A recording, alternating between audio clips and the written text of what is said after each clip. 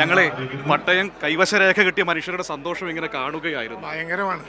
ഞാനതുകൊണ്ടാണ് കുട്ടനോട് നേരത്തെ പറഞ്ഞത്, അല്ല മനുവിനോടും കുട്ടനോടും നേരത്തെ പറഞ്ഞത്, ഇത് നമ്മൾ വീട് ചൂണ്ടിക്കാണിച്ച് താക്കോലും കൊടുത്ത് അവസാനിപ്പിക്കുകയല്ല, പൂർണ്ണ സെക്യൂറാണ്. ഇനി നമ്മൾ വീട് വെച്ചവന് ഈ ഇരിക്കുന്ന ഭൂമി, ആളുടെ പേരൊന്നും ഞാൻ പറയുന്നില്ല, പക്ഷെ പലയിടത്തും പോയി ഇത് മേടിക്കുമ്പോൾ ഇരിക്കുന്ന ഭൂമി 81(3) എക്സംഷൻ പെട്ടത്, പ്ലാന്റേഷൻ പെട്ടത്, നിലം, ഇത് സർക്കാർ രേഖപ്പെടുത്തുകയാണ്. നിങ്ങളുടെ കൃത്യം ഭൂമി 7 സെൻറ്റ്, ഇതാ സ്കെച്ച് ലൊക്കേഷൻ, അതിനകത്തുള്ള രേഖകളുണ്ടോ? ആ രേഖകൾ നമുക്കൊന്ന് നോക്കേണ്ടതാണ്. കിട്ടിയ ആരോടെങ്കിലും ഒന്ന് ചോദിച്ചാൽ നമ്മൾ കിട്ടിയ ഒരാളെ അതിൻ്റെ രേഖകൾ ഇപ്പോൾ നോക്കിയാൽ ആ വിശദാംശങ്ങളെല്ലാം ആ കടലാസിനകത്തുണ്ട്. കേവലം ഒരു പട്ടയം നിങ്ങൾ നോക്കിയല്ലോ, കേവലം ഒരു പട്ടയം മാത്രമല്ല, ഒരു ആധികാരികമായിട്ടുള്ള ഉറപ്പാണ് അവർക്ക് ജീവിക്കാനുള്ളത്. അപ്പോൾ ഭയങ്കര സന്തോഷത്തിലാണ് ആളുകൾ. കാരണം സൗമ്യ എന്ന് പറഞ്ഞൊരു കുട്ടിയെ കണ്ടിരുന്നു, പട്ടയം വാങ്ങിയിട്ട് പോകുമായിരുന്നു, ഉണ്ടക്കയിലായിരുന്നു, അച്ഛനും അമ്മയൊക്കെ പോയിരുന്ന ദുരന്തത്തിൽ. പക്ഷെ ഇപ്പോൾ അവരിങ്ങനെ എന്താ പറയുക, ഒരുപാട് വേദനയുണ്ട്, പക്ഷെ അതിനിടയിൽ പോലും മനസ്സ് നിറഞ്ഞു പോകുന്നു എന്ന് എന്നോട് ഇപ്പം ഇങ്ങനെ ഒരു അല്പം സമയം മുമ്പ് പറഞ്ഞതേ ഉള്ളൂ. അതെ, അങ്ങനെ ഒരുപാട് പേര്.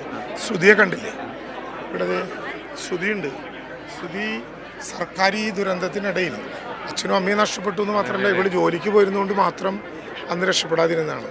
അവൾ ഒരാളെ നമ്മളെല്ലാം കൂടി ഉറപ്പിച്ചതാണ്. അതും ഒരു ആക്സിഡൻറ്റിൽ നഷ്ടപ്പെട്ടു. ശ്രുതി ഇപ്പോൾ സർക്കാർ ജോലിക്കാരിയാണ്, ശ്രുതിക്ക് വീട് കൊടുക്കുന്നുണ്ട്. അപ്പോൾ ശ്രുതി ഉൾപ്പെടെ നമ്മളെല്ലാവരെയും ചേർത്ത് പിടിക്കുകയാണ്. ഞാനിപ്പോൾ ഇവരോടൊക്കെ പറഞ്ഞു, ശ്രുതിയുടെ രക്ഷകർത്താവ് ആരാണെന്ന് ചോദിച്ച് കോളം വന്നാൽ റവന്യൂ മന്ത്രി എന്ന് എഴുതിയാൽ മതി, അല്ലെങ്കിൽ മുഖ്യമന്ത്രി എന്ന് എഴുതിയാൽ മതി. അത്ര വിശ്വസ്തയോടെ ഇവരുടെ എല്ലാ വികാരങ്ങളെ സർക്കാർ ഏറ്റെടുക്കുകയാണ്. ഞങ്ങളിവിടെ തന്നെ നിൽക്കുന്നത്, ആളുകളൊക്കെ ഇങ്ങനെ ഇപ്പോഴും തീരാത്ത തേങ്ങലുകളുടെ നടുവിൽ എന്തൊരു അവർക്കൊരു ആശ്വാസം. പ്രധാനപ്പെട്ട പ്രശ്നം പലരും പറഞ്ഞ് തെറ്റായ വാർത്തകൾ പ്രചരിപ്പിച്ച് ഒരിക്കലും കിട്ടില്ല എന്നിവരെ പറഞ്ഞ് പേടിപ്പിച്ച്, എൽസ്റ്റോണിൽ എസ്റ്റേറ്റ് അല്ലേ, അത് തേയിലക്കാട് കിടക്കുന്ന സ്ഥലമാണ്, അത് ഈ അടുത്ത കാലത്തൊന്നും ആവില്ല. ആളുകളെ കുറ്റം പറഞ്ഞിട്ട് കാര്യമില്ല, അവർക്ക് പൂർവാനുഭവങ്ങളുണ്ട്. പലയിടത്തുനിന്നും ഇറങ്ങി വന്ന് അനാഥമാക്കപ്പെട്ടതിൻ്റെ പൂർവാനുഭവങ്ങൾ. ഇതിപ്പോൾ ആർക്കാണ് ഉറപ്പില്ലാത്തത്?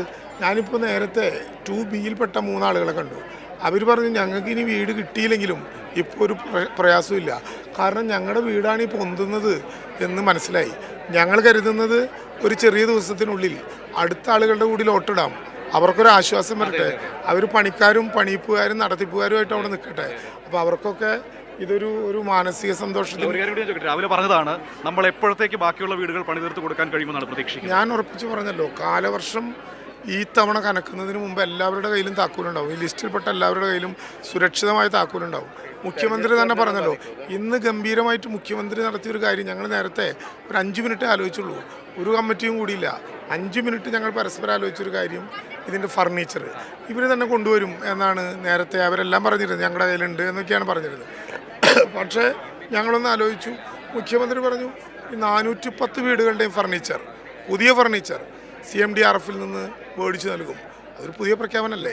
പൂർണ്ണമായിട്ടും ഫർണിഷ്ഡായി, അത് ബ്രാൻഡഡായ സാധനങ്ങൾ, ബ്രാൻഡഡായ സാധനങ്ങൾ ഉൾപ്പെടെ വീട്ടുപകരണങ്ങളടക്കം ഇപ്പോൾ കൊടുക്കുന്ന രേഖകൾ പോലെ ഫുൾ സെറ്റായിട്ട് അതിനകത്ത് കയറുള്ളൂ. എന്നാണോ നിങ്ങൾ കയറുന്നത് അന്ന് വരെ വാടക ഒരു കുറവും പറ്റാതെ നോക്കും. പിന്നെ പറഞ്ഞൊരു കാര്യം, ഇപ്പോൾ വായുവിൽ പ്രചരിപ്പിക്കുന്ന ഒരു കാര്യം, ഇതിപ്പോൾ ഒരു തെരഞ്ഞെടുപ്പ് സ്റ്റണ്ടല്ലേ, ഇത് കഴിഞ്ഞാൽ തീരും. ഈ ഉയരുന്നതിന് സ്റ്റണ്ടുണ്ടോ? ഈ പച്ചയായ മനുഷ്യൻ നേരിട്ട് കാണുകയല്ലേ, ഇതൊരു സ്റ്റണ്ടും ഇല്ല. സ്റ്റണ്ടിൽ പോയി നോക്കുകയും ഞങ്ങൾ ചെയ്യില്ല. അങ്ങനെ സ്റ്റണ്ടിൽ നോക്കാനാണെങ്കിൽ കഴിഞ്ഞ ലോക്സഭ ഉപതെരഞ്ഞെടുപ്പ് നടക്കുമ്പോൾ ഞങ്ങൾ കല്ലിടില്ലേ, അങ്ങനെ പറ്റിക്കില്ല. ആളുകളോട് കൃത്യതയാണ്. തെരഞ്ഞെടുപ്പിൽ കോഡ് ഓഫ് കോണ്ടക്റ്റ് ബാധകമായാൽ പുതിയൊരു കാര്യം ചെയ്യാനോ പുതിയൊരു കരാറിൽ ഏർപ്പെടാനോ പുതിയ ഏതെങ്കിലും എഗ്രിമെൻ്റ് വെക്കാനോ പറ്റില്ല. ഇത് നേരത്തെ എഗ്രിമെൻ്റ് വെച്ചു, ULCC അത് ഏറ്റെടുത്തു, പണം അതുപോലെ കൈമാറി. ഒരു സംശയവും വേണ്ട കൂട്ട, തുടരാമെന്നല്ല, ഇത് ഇന്നു മുതലും നിലയ്ക്കാത്ത വിധത്തിൽ ഇതങ്ങ് മുന്നോട്ട് പോകും. ശ്രുതിയോടൊന്ന് ചോദിക്കണം, കാരണം ഒരുപക്ഷേ ഈ നാട്ടിലെ ഏറ്റവും വലിയ ഉറപ്പാണ് ശ്രുതിക്ക് കിട്ടിയിരിക്കുന്നത്. രക്ഷകർത്താവിൻ്റെ പേര് ആരാണെന്ന് ചോദിച്ചാൽ ഒന്നെങ്കിൽ റവന്യൂ മന്ത്രിയുടെ പേര് എഴുതാം, അതല്ലെങ്കിൽ മുഖ്യമന്ത്രിയുടെ പേര് പറയാം. ഇതിൽ കൂടുതൽ അഷുറൻസ് ഈ നാട്ടിലെ ഒരു പൗരന് കിട്ടാനുണ്ടോ? ഒരിക്കലുമില്ല. ഭയങ്കര സന്തോഷമുണ്ട്, ഇങ്ങനെ ഒരു വാഗ്ദാനം കിട്ടിയതിൽ തന്നെ ഭയങ്കര അത്ഭുതമായിട്ട് തന്നെ, ഒരു പ്രൗഡ് മൊമെൻ്റ് ആയിട്ട് തന്നെ തോന്നുന്നത്. എപ്പോഴും എല്ലാവരും കൂടെ ഉണ്ടായിരുന്നു? എല്ലാവരും കൂടെ ഉണ്ട്. സംസാരിക്കുമ്പോൾ ശ്രുതിയുടെ കണ്ണ് നിറയുന്നുണ്ട്. എനിക്ക് നമ്മൾ അതിൽ കൂടുതൽ ഇതിൽ പോലും നമ്മൾ എന്താല്ലേ പറയുക മിനിസ്റ്ററെ? ഞാൻ അതിൻ്റെ ഇടയിൽ നമ്മൾ രാവിലെ വളരെ ഉഷാറായിട്ട് മനുവും ആൾക്കൂട്ടനൊക്കെ കൂടി ഉഷാറായി അവിടെ പ്രവർത്തനത്തിൽ ഒരു അരമണിക്കൂർ നേരം സംസാരിച്ച. പക്ഷെ ഞാനത് കഴിഞ്ഞിട്ട് ഈ ആൾക്കൂട്ടത്തിനിടയിലേക്ക്, അതല്ല ഈ ദുരന്തബാധിതരായ മനുഷ്യരുടെ ഇടയിലേക്കും പോയി. ഞാൻ വെറുതെ പറഞ്ഞതല്ല. ശോഭിത ചേച്ചി കരയാന്ന് വെച്ചാൽ ഒരു മിനിറ്റൊക്കെ കരയല്ല, തുടർച്ചയായി കരഞ്ഞിട്ട് ശോഭിത ചേച്ചി എൻ്റെ ചെവിട്ടി പറഞ്ഞ സ്വകാര്യം, മകള് നഷ്ടപ്പെട്ടു, ഇനി എൻ്റെ മകളായിട്ട് 92-ാം നമ്പർ വീടിനെയാണ് ഞാൻ എൻ്റെ മകളായിട്ട് കാണാൻ പോകുന്നത്. വികാരമാണ്. ഇനി ഇതിൽ കൂടുതൽ നന്ദി പറയാനില്ല. മുഖ്യമന്ത്രിയെ നേരിട്ട് കാണാൻ പറ്റാത്തതുകൊണ്ടാണ്. അറിയിക്കണം മുഖ്യമന്ത്രി. ഈ ടീമൊക്കെ വളരെ കഠിനമായി കിഫ്കോൺ പുതിയതായി നമ്മൾ നിർമ്മിച്ച കിഫ്ബിയുടെ ഭാഗമായിട്ടുള്ള കിഫ്കോണിൻ്റെ ഭാരവാഹികളാണ്. സത്യത്തിൽ പെരുമഴ പെയ്യുന്ന ഈ സ്ഥലത്ത് ഒരു സമയത്ത് ഞാൻ വന്ന് നോക്കിയപ്പോൾ സത്യം പറഞ്ഞാൽ അടുത്ത കാലത്ത് ഒന്നും രക്ഷപ്പെടാൻ പറ്റും എന്ന് വിചാരിച്ചില്ല. 2000-ലേറെ തൊഴിലാളികളോടിപ്പോൾ അരുണിൻ്റെ നേതൃത്വത്തിലുള്ള സംഘം പറഞ്ഞിട്ടുള്ള കാര്യം, ഒരു തൊഴിലാളി ഒരു ചെടി നടണം. ഇതിനകത്ത് ഇവിടെ പണിയെടുത്ത ഓരോ തൊഴിലാളിയും ഒരു ചെടി നടണം. ഇപ്പോൾ 2000 ചെടി വരും ഇതിനകത്ത്. പ്ലാന്റാണ്, ഓപ്പറേഷൻസ് അല്ല.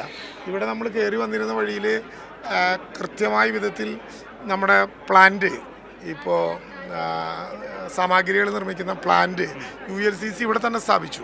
അതോടുകൂടി പ്രവർത്തനങ്ങൾക്ക് കുറച്ചുകൂടി ഉറപ്പായി.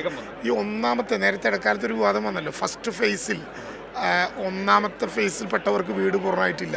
ഇത് നേരത്തെ, അതിൻ്റെ ഒരു പ്രശ്നം ഞാൻ കൂടിയാണ്. ഇത് നേരത്തെ ഈ സ്ഥലം, ഇതിൻ്റെ തൊട്ടപ്പുറത്തെ സ്ഥലം, വീട് വെക്കാനുള്ള സ്ഥലം നമ്മൾ ഉപയോഗിച്ചിരുന്ന വഴിയായിട്ടാണ്. യഥാർത്ഥ വഴി ഈ വഴിക്കാണ് വരിക. പക്ഷേ അത് വഴിയായിട്ട് ഉപയോഗിക്കാൻ കാരണം ഈ വഴികളിലൂടെ ഒന്നും കിടക്കാൻ പറ്റില്ല. മഴ പെയ്തോടുകൂടി അങ്ങ് താഴ്ന്നു. അപ്പോൾ ആകെ ഉറച്ച സ്ഥലം അത് മാത്രമേ ഉള്ളൂ. അവിടെയാണ് ഫസ്റ്റ് ഫേസിലുള്ള ബാക്കിയുള്ളവർക്ക് 10 പേരുടെ കാര്യം മാത്രമേ ഉള്ളൂ. അത് അവരോട് തന്നെ സംസാരിച്ച് അവർ തന്നെ സമ്മതിച്ചു, ഞങ്ങൾക്കൊരു മാസം വയ്യാലും വിരോധമില്ല, ഈ സ്ഥലത്ത് തന്നെ കിട്ടണം. നമുക്കെന്താ വിരോധം? ഇപ്പം മണ്ണുറച്ചു, ഇനി മെറ്റീരിയൽസ് കൊണ്ട് സപ്ലൈ ചെയ്തു, അവിടെ വീണ്ടും പണി ആരംഭിക്കാം. എനിക്ക് തോന്നുന്നു ഒരു 3 മാസക്കാലത്തെ സമയം കൊണ്ട് നമ്മുടെ വീടുകൾ തീർന്നു പോകുന്നുണ്ട്. ഏപ്രിൽ 30 ഇവർ പറഞ്ഞ സമയം. ഞങ്ങൾ കുറച്ചുകൂടി കയ്യിൽ നിന്നിട്ട് കാലവർഷം തലയ്ക്ക് മീതെ പെയ്യുന്നതിന് മുമ്പ് കൊടുക്കുമെന്നുള്ള ഉറപ്പാണ്. കിഫ്കോണും ULCCയും ഒക്കെ ചെയ്ത സംഭാവനകൾ വളരെ ഗുണകരമാണ്.